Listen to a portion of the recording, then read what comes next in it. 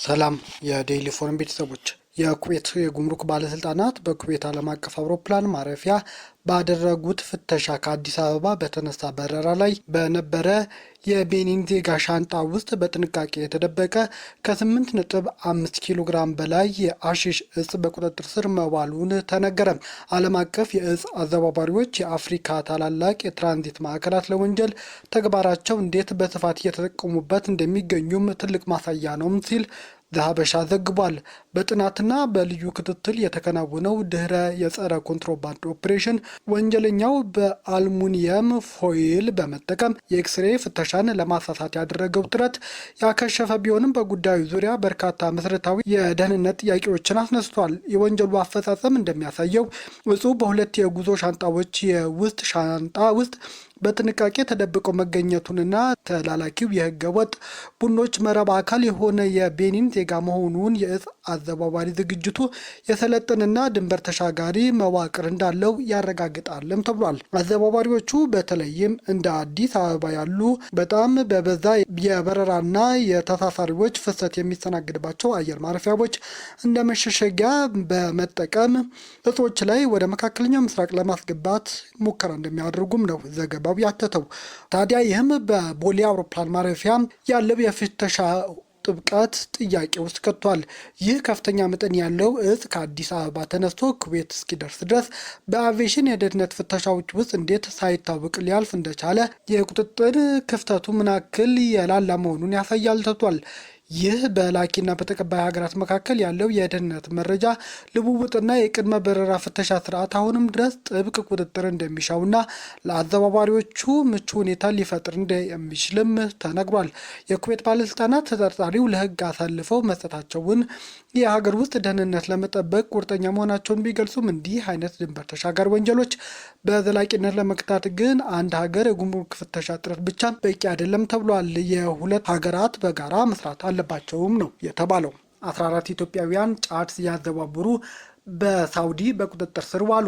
እሁድ አመሻሽ 240 ኪሎ ግራም የሚመዝን ጫት 14 ኢትዮጵያውያንና የየመን ዜግነት ያላቸው ሰዎች በቁጥጥር ስር መዋላቸው ነው የተነገረው። በሳውዲ አረቢያ የአሲር ክልል የድንበር ተጠባባቂ ኃይል 240 ኪሎ ግራም የሚመዝን ጫት በህገወጥ መንገድ ለማሻገር የሞከሩ 14 ኢትዮጵያውያንና የየመን ዜግነት ያላቸው ሰዎች በቁጥጥር ስር መዋላቸው ይፋ አድርገዋል። የድንበር ጠባቂ ኃይሉ የየብስ ፓትሮል አባላት በአሲር ክልል ስር በሚገኘው የራቡአ ዘርፍ ባደረጉት የተቀናጀ ክትትል ተጠርጣሪዎቹ የሀገሪቱን ድንበር በመተላለፍ ላይ እንዳሉ እጅ ከፍንጅ መያዛቸውን የሳውዲ ሚዲያዎች አስታውቀዋል። ይህ የድንበር ጥሰትና የኮንትሮባንድ ሙከራ የፈጸሙ ግለሰቦች ከተያዘው ቁስ ጋር በቁጥጥር ስር ከዋሉ በኋላ አስፈላጊው የመጀመሪያ ደረጃ ህጋዊ ሂደቶች ሙሉ በሙሉ መጠናቀቃቸው የጸጥታ አካላት ለሚዲያዎች ተናግረዋል። ጉዳዩም የመጨረሻ ውሳኔ ተጨማሪ ምርመራ እንዲደረግበት ትዕዛዝ መሰጠቱም ነው የተነገረው። ሩሲያ በዩክሬን ዋና ከተማ ከፍተኛ የባላስቲክ ሚሳኤል ጥቃት መፈጸሟ ተነገረ። ሩሲያ በዩክሬን ዋና ከተማ ኪየቭ በፈጸመችው ተከታታይ የባላስቲክ ሚሳኤል ጥቃት አንድ ሰው ሲገደል ቢያንስ 14 ሰዎች መቁሰላቸውን ነው የዩክሬን ባለስልጣናት የተናገሩት። እሁድ ምሽት በተሰነዘረው ይህ ጥቃት በክልሉ የሚገኙ በርካታ ቦታዎች ተመተዋል። የዩክሬን ፕሬዝዳንት ቭላዲሚር ዘለንስኪ የሩሲያ በሙሉ ወረራ ከተጀመረበት ጊዜ አንስቶ ኪየቭ ከተፈጸሙ ግዙፍ የባላስቲክ ጥቃቶች አንዱ ነው ሲሉም ነው ያስታወቁት። የዩክሬን ጦር በበኩሉ የሀገሪቱ የአየር መከላከያ ስርዓት ከተሰነዘሩት 41 ሚሳኤሎች ውስጥ 18 ያህሉ መቶ መጣሉን አስታውቋል። ስርዓቱ 108 ድሮኖችንም መጥለፉን ነው ያስታወቀው። በሌላ በኩል ደግሞ ክሬሚያ ሩሲያ ጥቃት መፈጸሟን ቀጥላለች። የዩክሬን ፕሬዝዳንት እንደሚናገረው በጥቁር ባህር የሚገኝ 2 የሩሲያ ነዳጅ ጫኝ መርከቦች በድሮን ተመተዋል። የሩሲያ የደቡብ ምዕራባዊ ስታቭሮፖል ክልል ገዢ በበኩላቸው የኢንዱስትሪ ፓርክ ውስጥ በተፈጸመ የድሮን ጥቃት እሳት መነሳቱንም አስታውቀዋል።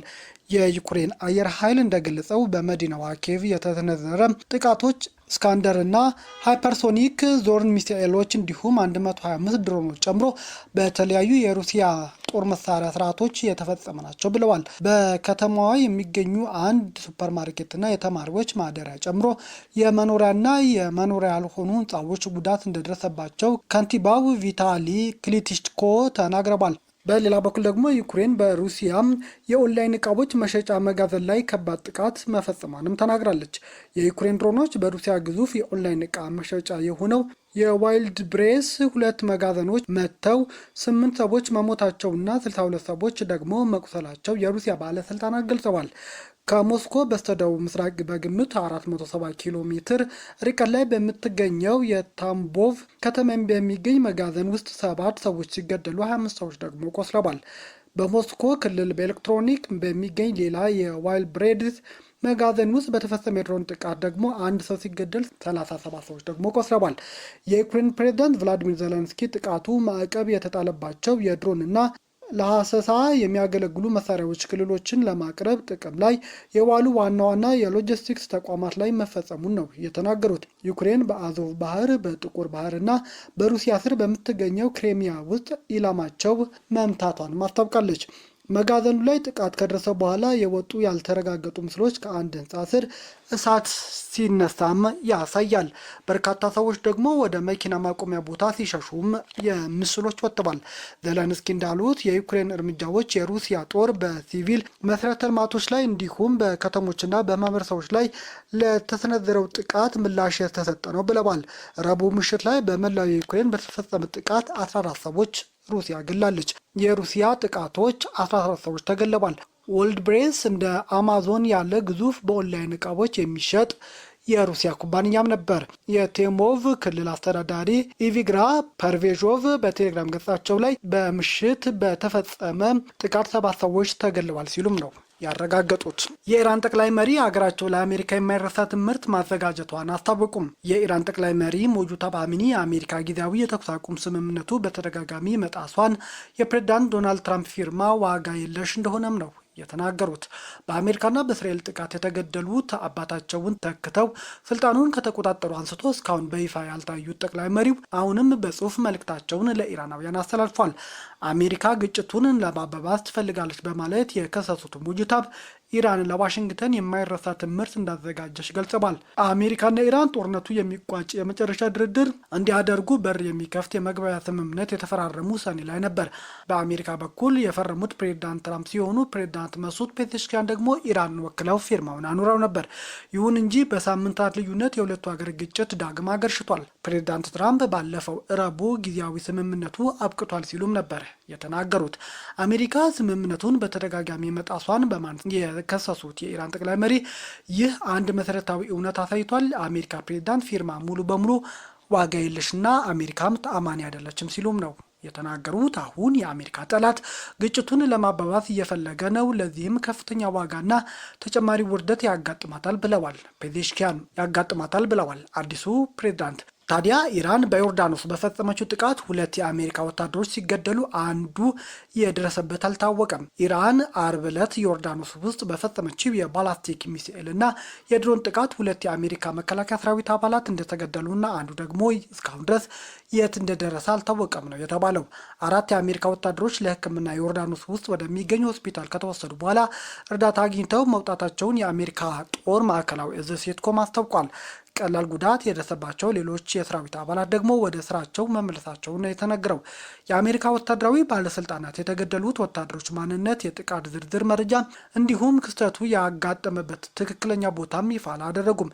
ይሁን እንጂ ቅዳሜ ምሽት የአሜሪካ ጦር በፕሬዝዳንት ዶናልድ ትራምፕ ትዕዛዝ ኢራን ላይ ሌላ ዙር ጥቃት መፈጸሙን ማዕከላዊ እዙ አስታውቆ ነበር። ለ8ኛ ተከታታይ ምሽት የተፈጸመው ጥቃት ኢራን በሆርሙዝ ወሽመጥ የሚጓዝ የንግድ መርከቦች ላይ ያላትን ስጋት የመፍጠር እቅድ ይበልጥ ለማዳከም ያለመ እንደሆነም ነው ሴትኮም ያስታወቀው። ቅዳሜ ምሽት ዮርዳኖስ ውስጥ የአሜሪካ ሰራዊት አባላት ላይ ጥቃቶች የተከፈቱት የኢራን እስላማዊ አብዮታዊ ዘብ ኃይሎች በቶሎ ለመቅጣት ያለመ እንደነበረም አስታውቋል። ስለ ጥቃቶቹ ግን ዝርዝር መረጃ አልወጣም። የካቲት ላይ በተነሳው ጥቃት ጦርነቱ ውስጥ ከሞቱ የአሜሪካ ወታደሮች ቁጥር 16 አድርሶታል። ሴትኮም ቅዳሜ ዕለት ባወጣው መግለጫ የአሜሪካ ማዕከላዊ እዝና አጋር ኃይሎቹ የኢራን ባላስቲክ ሚሳኤልና የድሮን ጥቃቶች የተከታተሉ በነበረበት ሰዓት ዮርዳኖስ ውስጥ 2 የአሜሪካ የጦር ሰራዊት አባላት በውጊያ ላይ ተገድለዋል። በተጨማሪም አንድ ወታደርም ጠፍቷልም ነው ያለው። ኢራን በበኩሏ ከአሜሪካ ለደረሰባት ድብደባ የአጸፋ ምላሽ በባህረ ሰላጤው ሀገራት ላይ የፈጸመችው ነው። ቅዳሜ ዕለት ኢራን በባህረ ሰላጤው በሚገኙ የአሜሪካ አጋር ሀገራት ላይ የምትፈጽመው ጥቃት አጠናክራ መቀጠሏን ሮይተርስ አስታውቆ ነበር። አሜሪካ ለሰባተኛ ጊዜም ቅዳሜ ምሽት በኢራን ላይ ወታደራዊ ተቋማት ድብደባ መፈጸሟ ይታወቃል። በሁለቱ ሀገራት መካከል የተደረሰው የተኩስ አቁም ስምምነት ከፈረሰ በኋላም ግጭቱ በአሁኑ ሰዓት ክፉኛ ተባብሷል።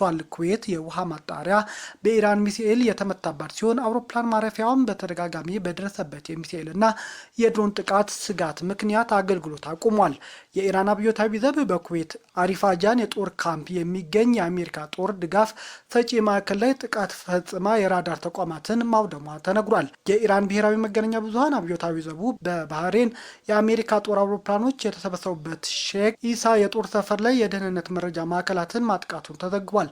ሮይተርስ የዘገባውን ትክክለኝነት ለማጣራት ያደረገው ጥረት አልተሳካለትም ሲል ቢቢሲ ዘግቧል። የአሜሪካን ጦር ጭካኔ የሚገታና ዓለም አቀፍ ተቋም ስለሌለ ያጠቃችሁትን እናንተም በተመሳሳይ መልኩ አጥቁት የሚለው የቁርአን ትዕዛዝ በመከተል ውጪ ሌላ አማራጭ የለንም ሲል የኢራን አብዮታዊ ዘቡ ባወጣው መግለጫ አስታውቋል። ዘቡ በዚህ መግለጫው በአካባቢ የሚገኙ የአሜሪካ አጋሮች ላይ ተጨማሪ ጥቃቶች ሊያጋጥሙ እንደሚችሉ ማስጠንቅቋል።